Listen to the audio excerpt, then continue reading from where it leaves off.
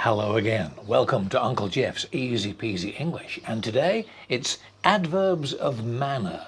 Now, we usually use manner adverbs when we want to say how something is done. And we usually put those adverbs at the end position of a sentence. For example, I'll read it carefully. Or, he writes clearly.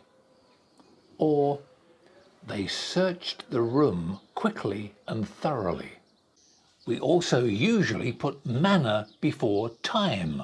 For example, she's working really hard now. We also use manner adverbs in stories, novels, to describe how something was said. For example, I have a torch, just follow me, she said nervously.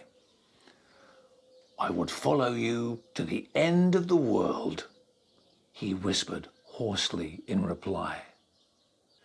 Other really good adverbs of manner include anxiously, angrily, cheerfully, gloomily, impatiently, passionately, seriously. Beautiful adverbs of manner to use in your writing to describe how something is said. So there we are.